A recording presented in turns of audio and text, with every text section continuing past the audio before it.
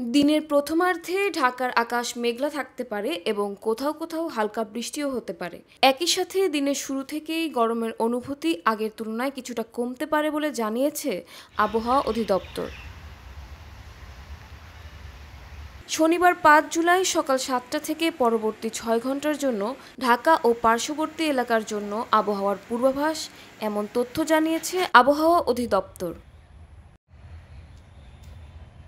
সংস্থাটির ঝড় সতর্কীকরণ কেন্দ্র থেকে পাঠানো বিজ্ঞপ্তিতে জানানো হয়েছে, আজ ঢাকায় দক্ষিণ ও দক্ষিণ পূর্ব দিক থেকে ঘন্টায় ১০ থেকে ১৫ কিলোমিটার বেগে বাতাস প্রবাহিত হতে পারে।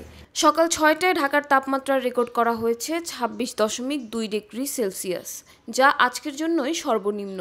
সেই সময় বাতাসের আর্দ্রতার পরিমাণ ছিল ৯৭%, যা ভ্যাপসা গরম ও অস্বস্তির ইঙ্গিত দিচ্ছে। এছাড়া গতকাল রাজধানীতে দিনের সর্বোচ্চ তাপমাত্রা ছিল ৩২.৯ ডিগ্রি সেলসিয়াস। আবহাওয়াবিদরা বলছেন, আজ দিনের তাপমাত্রা কিছুটা হ্রাস পেতে পারে, তবে আর্দ্রতা বেশি থাকায় গরম অনুভব তীব্র থাকতে পারে। আর গত ২৪ ঘন্টায় ঢাকায় ১৪ মিলিমিটার বৃষ্টিপাত রেকর্ড করা হয়েছে। অন্যদিকে দেশজুড়ে মৌসুমি বায়ুর সক্রিয় প্রভাবে সামনের সপ্তাহ জুড়ে বিভিন্ন অঞ্চলে দমকা হাওয়া সহ হালকা থেকে মাঝারি ধরনের বৃষ্টি এবং কোথাও কোথাও ভারী বর্ষণের সম্ভাবনা রয়েছে।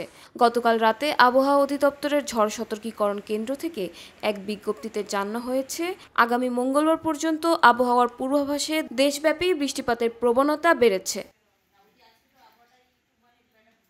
এর প্রভাবে আজ সন্ধ্যা ৬টার মধ্যে রাজশাহী, খুলনা, বরিশাল ও চট্টগ্রাম বিভাগের অধিকাংশ জায়গায় এবং রংপুর, ঢাকা, ময়মনসিংহ ও সিলেট বিভাগের অনেক জায়গায় অস্থায়ীভাবে দমকা হাওয়া সহ হালকা থেকে মাঝারি ধরনের বৃষ্টি অথবা বজ্রসহ বৃষ্টি হতে পারে। একই সঙ্গে দেশের কোথাও কোথাও মাঝারি ধরনের ভারী থেকে ভারী বর্ষণের আশঙ্কাও রয়েছে।